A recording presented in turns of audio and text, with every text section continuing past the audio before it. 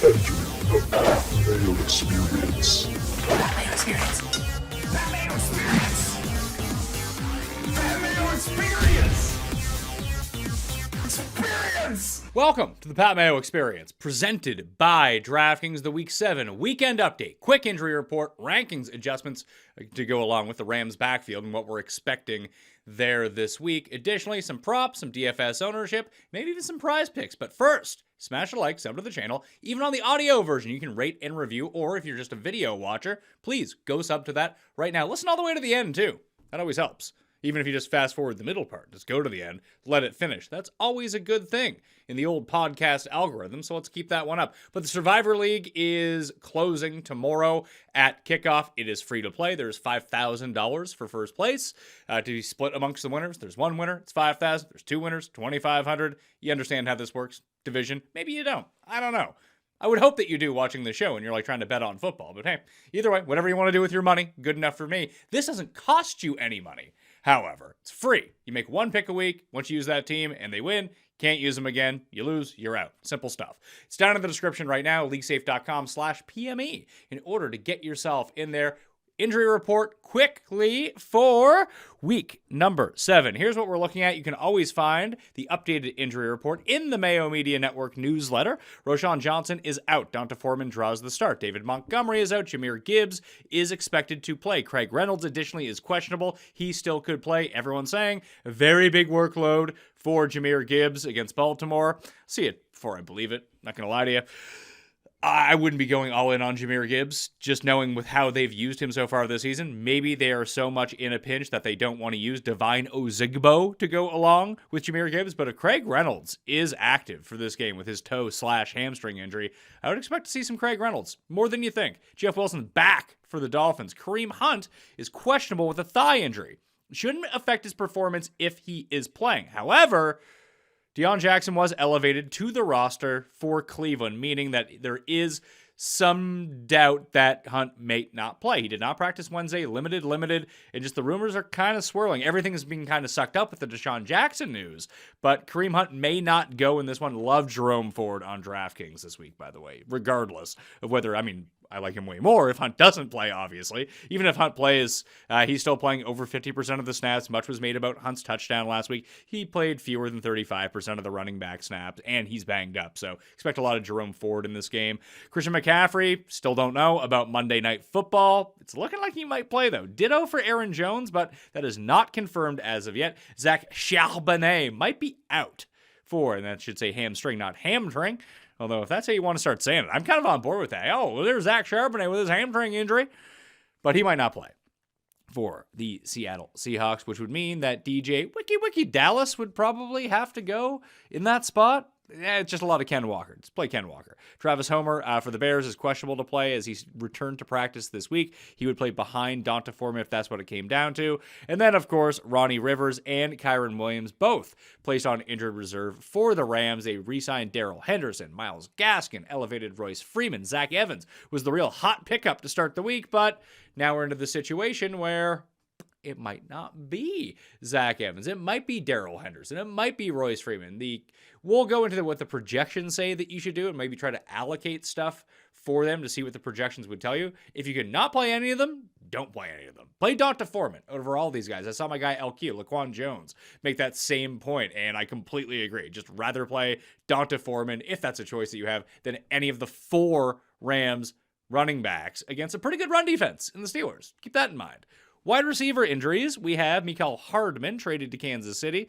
I'd probably expect him to play. I haven't seen any news on that yet, though. Justin Watson is out for the Kansas City Chiefs. Deontay Johnson expected to be back in, removed from the injury report for the Pittsburgh Steelers, making his first start since week 2, I think. Alec Pierce is expected in for the Colts. Juju expected back for the Patriots. Debo questionable, leaning towards sitting on Monday night, but we do not know that as of yet. Lockett and DK Metcalf both in question for the Seahawks, so keep an eye on them. That's a later game, which would just create absolute chaos on DraftKings in terms of late swap if one or both of those two guys was going to sit.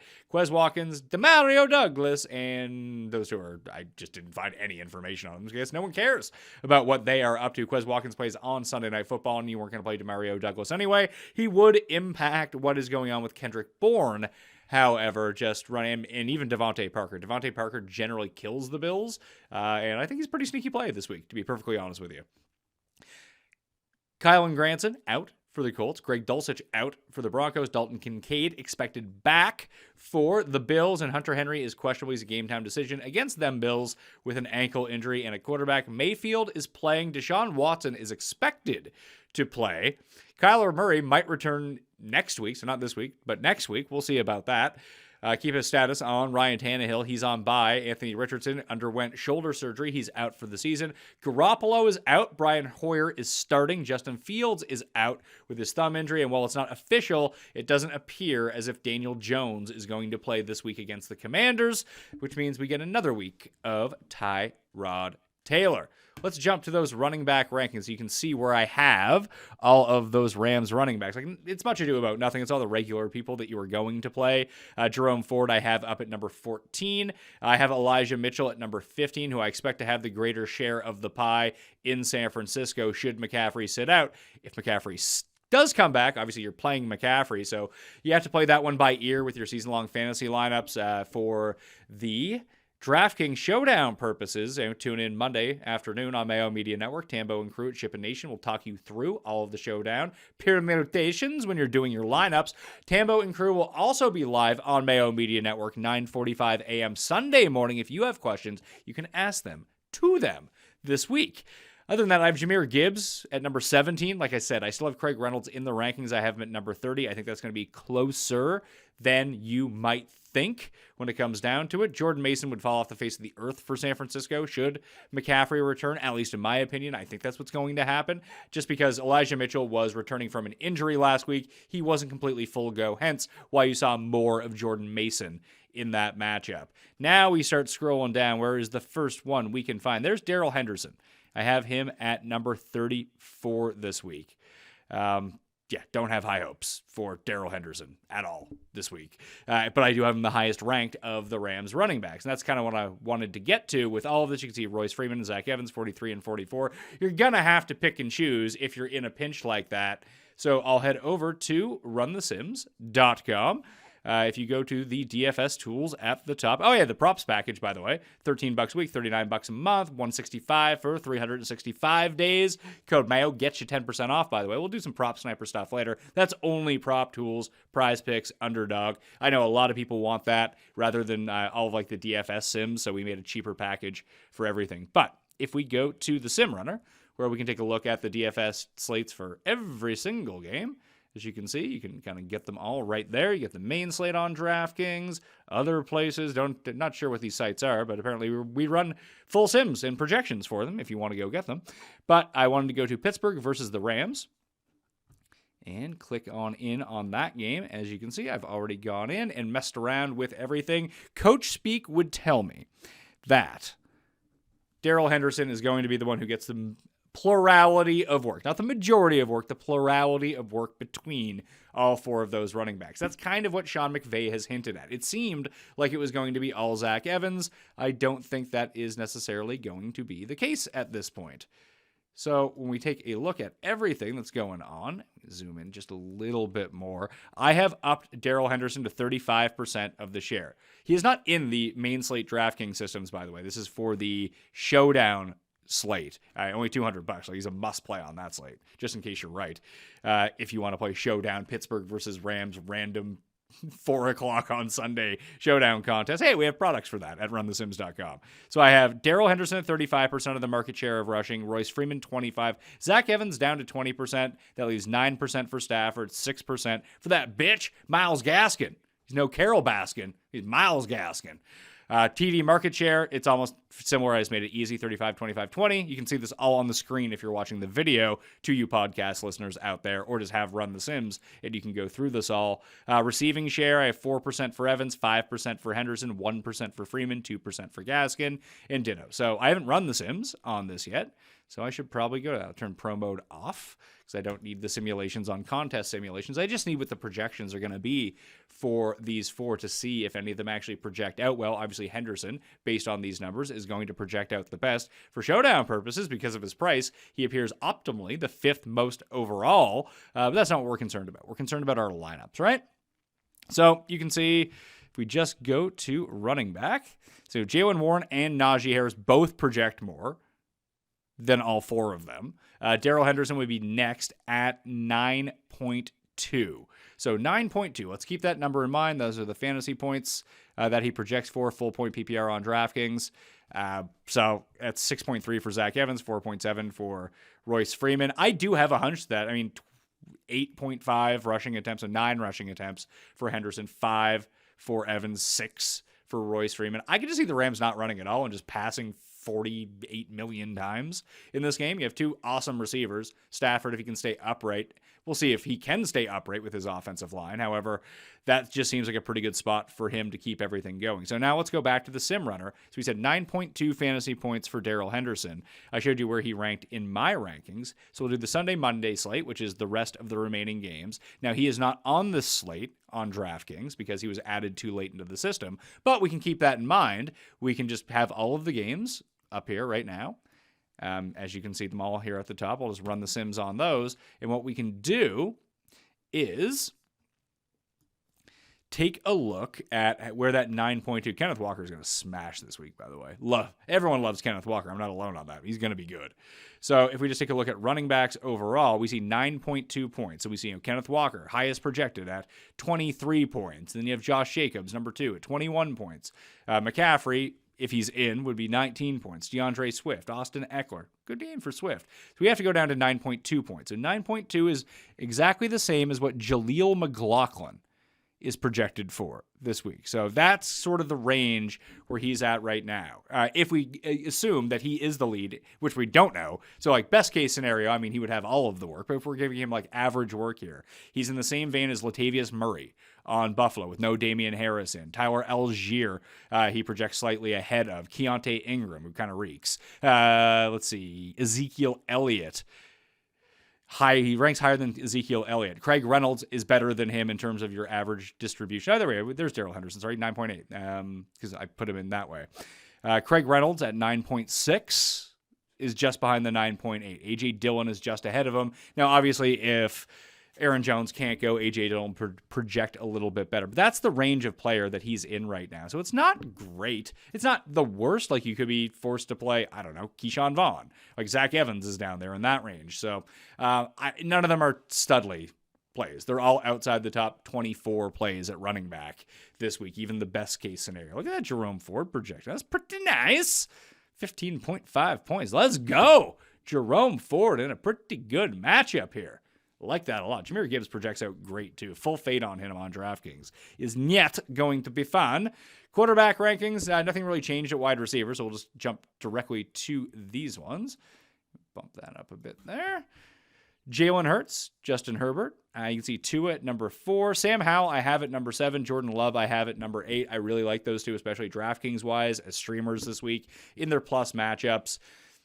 The Howell Giants game could get out of hand pretty quickly. We'll see because Tyrod's playing. I do have Tyrod at number 14, Brian Hoyer at number 16. That's ahead of Desmond Ridder against Tampa this week. In case you were wondering, I have Minshew last in the rankings at number 24. And then at tight end, Freiermuth was placed on injured reserve earlier on Friday morning after he had come back. He re-aggravated his injury, so he is out of the rankings. It's all of the regulars, like Laporta had briefly popped up on the injury report this week. He's going to be full go for this game.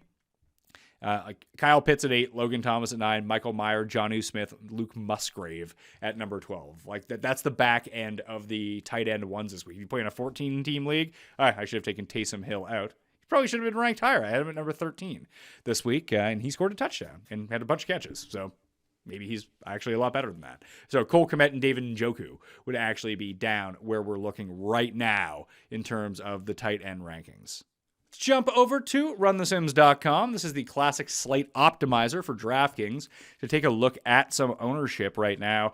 Kenneth Walker projecting at 27% ownership. Once again, once we have all the finalized news, we don't have final Daniel Jones news as of the time I'm recording this. Obviously, we don't know exactly what's happening with every single player. We should have a better sense of what's happening Sunday morning, and then once actives are released, we can update the ownership once again. So the ownership will get better on the site the closer that we get to lock. And these are just taking averages of a lot of different sites that are out there. But even at 27%. He is still a plus play. So, I mean, he might come in at, depending on what tournament you're in, he might come in at like 37%. Then technically he would be a negative optimal play. I'm playing Kenneth Walker. If you watch the show on Friday with Tambo and myself, this was our most common 3 that we had in: Kenneth Walker, Pacheco, and Jacobs. Just trying to fit a mix of those guys in at running back. Now, I'm not playing Gibbs, who also rates out around 20%, and those are the 4 highest owned. But I'm playing a ton of Jerome Ford just because he's a really good price. If you want to drop down, you do have Donta Foreman against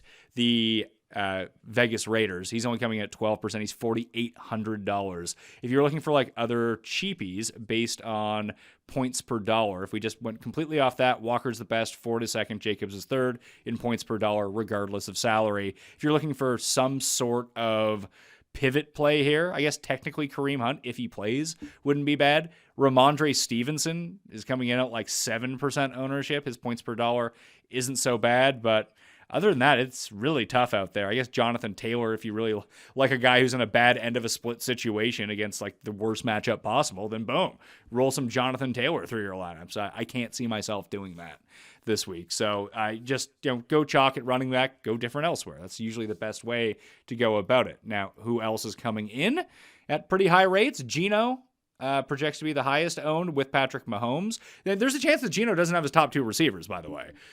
It's looking like Metcalf and Lockett are going to play, but there's a chance that they don't play.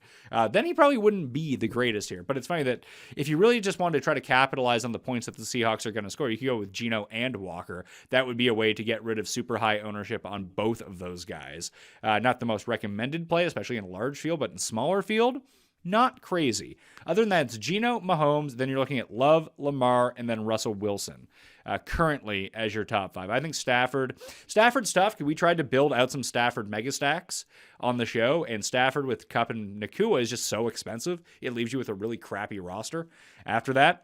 I'm curious to see where the Sam Howell ownership comes in, because if Sam Howell's ownership is going to be in the 6% range, be it like 4 to 8%, I just think that's a great opportunity. We built out a lot of lineups that had Sam Howell, McLaurin, and Samuel, or we went with the super punt option in that game.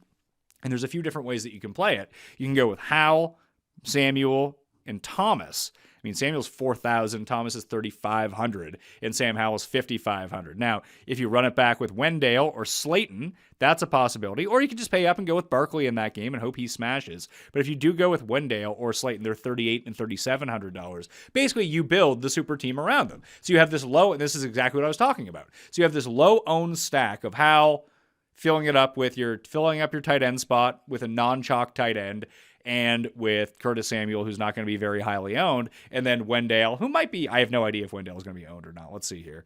Projected ownership, Wendell Robinson. Yeah, he's fairly chalky at 13% ownership. And it gets you off the chalky piece of this game that is Terry McLaurin at $5,400. Not that McLaurin's a bad player or anything. It's just this is the way that you're building it for super cheap. Then you can honestly play Jacobs, Walker, and Cooper Kupp in your lineup if you want to.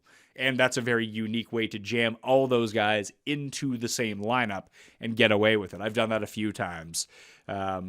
We'll see if it works out. It might not work out. But ownership at receiver, Kupp, Keenan Allen, both great plays.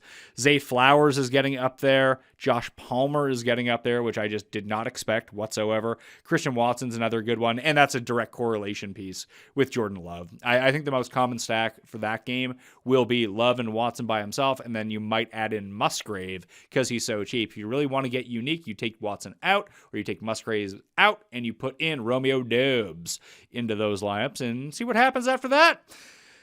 I don't know how much it's going to be. How much does Hoyer cost? Hoyer costs $4,900. Okay.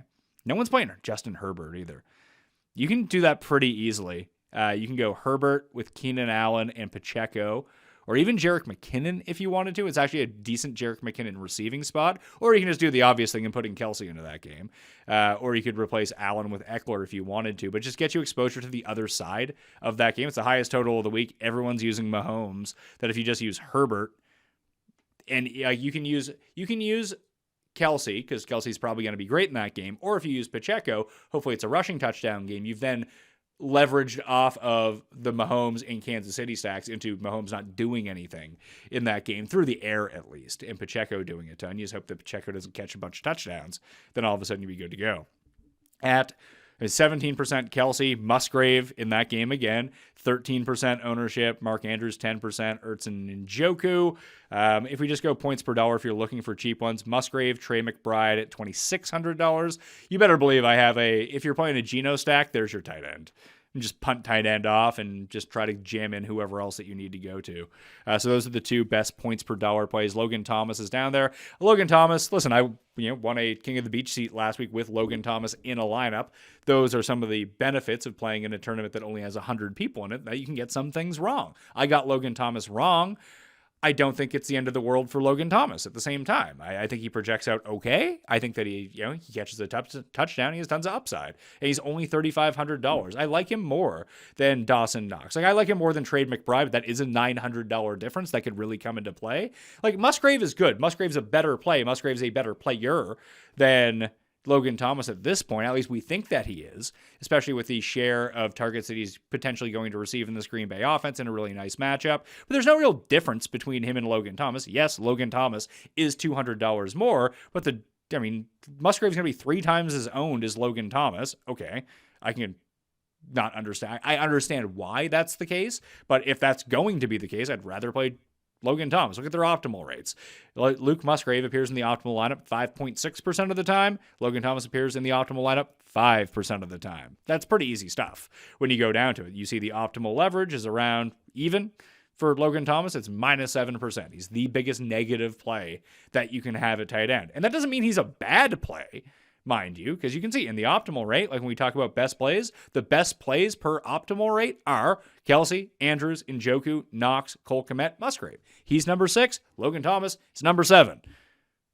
So again, he's the 6th best play in terms of being optimal at tight end, but because of his ownership, he's a huge negative. People ask when I tweet out, Justin tweets out like the biggest chalk, best plays, and then highest projected kind of thing. And people can appear in best plays and biggest chalk at the same, or most underowned. That can happen. Like this week, there's the potential for, who was it? Kenneth Walker.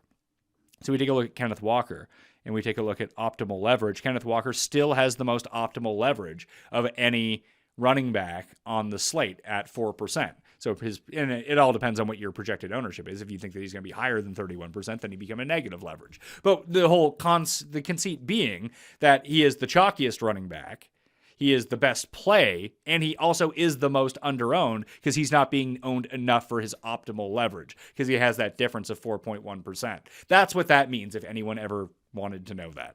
Anyway, that's where we're coming from here. Let's take a look at some of the props. The prop sniper will always help you out with that. Code Mayo at runthesims.com. You can get those prices. Jump in for $13 a month. With the code, it's 12, 11 something a month. You bet more. If you're someone who plays props and doesn't care about DFS, this is where you want to be.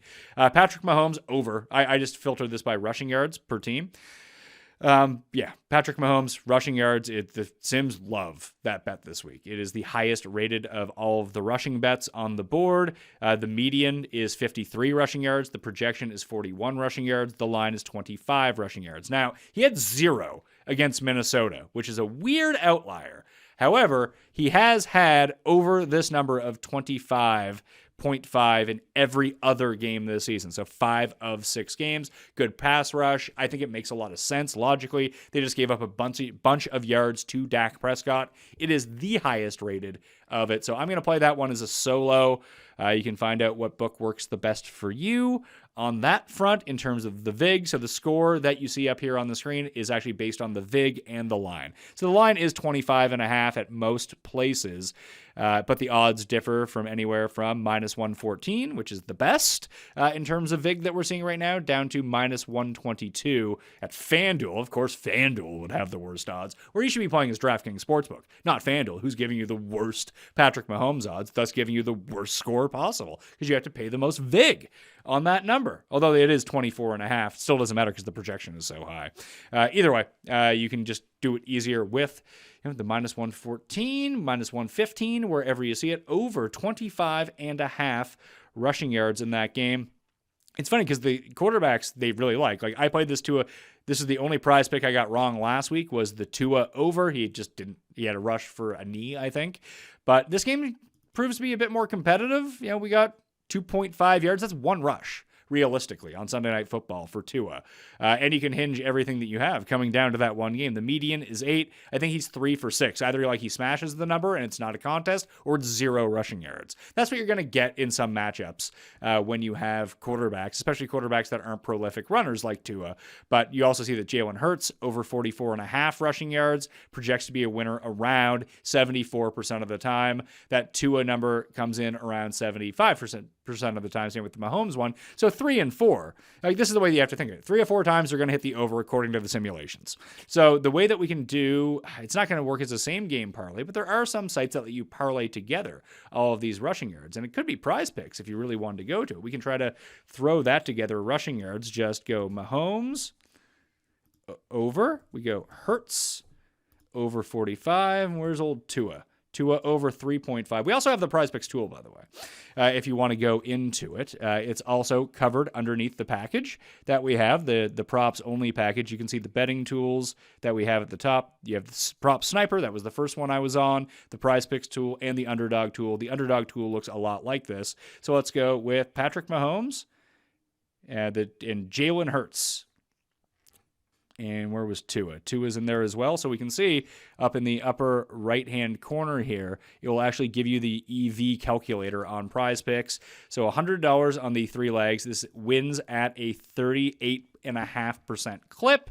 It will pay you 5 to 1. So realistically, you can see that is a plus EV play. It's a EV play of $92 on a power play, because where it pays you 5 to 1, you would want to have a 20%. I mean, technically it pays you 4 to 1 on prize picks because you get part of your money back. So 4 to 1, it would have to be a 25% or more winner in order for this to be a feasible play. This comes at a 38.5%, so it would be a positive play. If we just take Tua off, because let's say we're scared of Tua because he screwed us last week. It happens. We can go up to this one now where it pays 3 to 1. So it'd be 2 to 1. You want it over 50%. It's actually better to play the 3 legs if you really wanted to. I actually like the Keontae Ingram. We see Keontae Ingram under receptions. I actually like Keontae Ingram under total yardage, rushing and receiving. So you can search at the top too by some of your favorite odds. The Keontae Ingram rushing yards is 35.5. We have him under receptions and under rushing and receiving. I think that's the one that I like the best against the number 1 ranked rush defense in football. So I will throw Keontae Ingram onto that with Patrick Mahomes. So we'll play 2 of them. We'll play a huge 25 to 1 banger, and we'll try to put that one in. But we're going to go with rushing and receiving yards. Where are you at here? Rushing and receiving yards. I don't want to play the stupid combos. I want to play rushing and receiving yards, and I want to play Keontae Ingram because it's not. Oh, what is that drop? Has that always been 47.5? Yeah, it's 47.5. What do we have that as a 67% winner in this contest? We're going to take less on him. We're going to take more, less. 2 pays 3. Let's go with a big one on this one. We'll play $500 to win $1,500. Easy game. Let's go. Don't want to join you in the Discord. I just want to get my $1,500 on this one. I want to reuse these selections, and we'll go back to rushing yardage, and we'll go with Tua. Let's go with Hurts. The 2-1 terrifies me after it didn't win last week, but I think where this is going to be a more competitive game, we'll just pair those two back up together, see what other prize picks that we really liked from these games. Jacobs over rushing and receiving yards against the Bears. That I can see. It's a very big number. What if it was, yeah? And then we have a couple of unknowns, like what's going to happen. We don't officially know who's playing quarterback for the Giants, so I don't want to go to that game. We don't know if McCaffrey and Debo are going to play on Monday Night Football, so it's hard to go to that game, making it hard to go with Alexander Mattison, who actually rates out really well too. So we can go with those 4. Those 4 would pay 10 to 1 if it was a hit. I think the other one I was looking at was whatever the Ken Walker to score a touchdown. Where the hell is that at? Pass TD, rushing TD. Where's fantasy score? Some of these I really like. The fantasy score ones on Prize Picks. And you can sort at the top at Run the Sims too. Let's see here. Josh Jacobs over 17 fantasy points, 60. Yeah, I think that's the way that I want to play it, over, because that allows us to not necessarily get all the yardage, but if he scores a touchdown, we get there at the same time. So we'll throw that one onto the list as well. The over, Josh Jacobs fantasy points, 17. Who else is on there? Where is Kenneth Walker? Are his even higher somehow? Oh, he's not on there. That's why. That would make more sense. Shocked he's not on there for fantasy score. Let's go to Walker. Is he there? Oh, he is there. 16.5. Easy over. Let's go. And Jacobs, Lamar, Josh Jacobs over 17. I like that one a lot. Is there any just randomly that stick out here that, maybe we like, maybe we don't like? That Kendrick Bourne over 9 is pretty good. That number I do like a lot.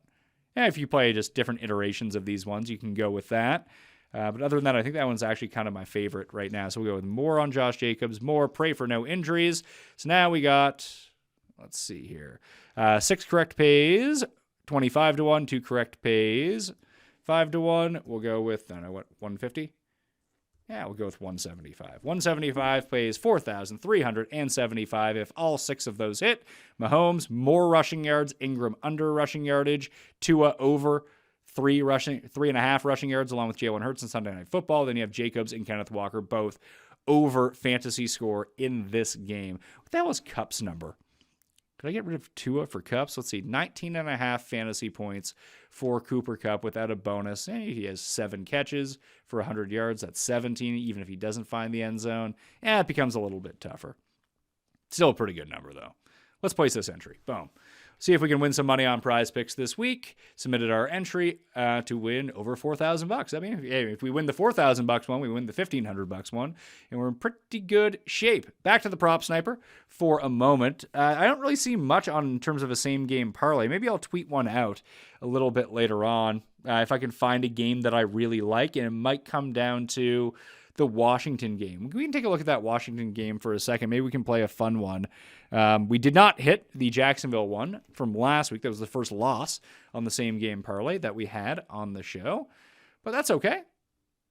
That's okay. We'll get it back sometime. I mean, we're still up money playing it. So let's see here. Football, NFL.